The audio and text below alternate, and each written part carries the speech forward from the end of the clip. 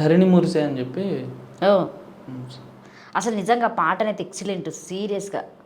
ఆ పాట వింటంటే ఏడుపు వస్తూనే ఉంటుంది అసలు. అట్లా ఎట్లా అది అది ఎట్లా సాధ్యమవుతుంది? మీరు జనాలను అట్లా ఎట్లా ఏడిపిస్తున్నారు? డైరెక్టర్ చేతిలో ఉంది అది.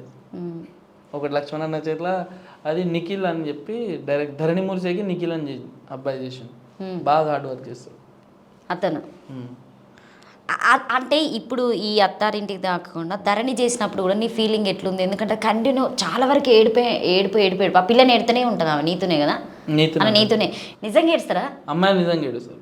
నేను చేసిన ఒక అంటే చూసినావా అమ్మాయిలు ఎంత అంటే లీలమయ్యి ఇట్లా ఇట్లా చేస్తారు. మీరు మొండి ముంచడానికి ఏడుపులు అది జిగ కోపం ఉంచడానికి. మరి అంత మాట అన్నది అంతేగా. నిజంగా చనిపోతారంటవా నీ ఉద్దేశం? అబ్బాయిలు అయితే 100% చనిపోతారు. ఎందుకు అట్లా? నన్ను మా ఫ్రెండ్ని చూసినా కదా. నెక్స్ట్ ఫ్యూచర్లో నీకు అట్లాంటి సిచ్యువేషన్స్ ఏమన్నా ఎదురైతే ధైర్యంగా ఉండగలుగుతావా? లేకపోతే నువ్వు కూడా ఆ నూతిలోకి పోను ఫస్ట్ ఆఫ్ ఆల్.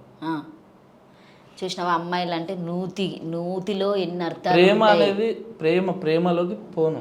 ఒకవేళ అమ్మాయిలు ఉంటారు మొత్తం అందరు కానీ కాదు, జెన్యున్గా ఉంటారు. జెన్యున్గా ఉండేటోళ్ళు వేరు, ఇప్పుడు ఈ జనరేషన్లో అయితే లేరు.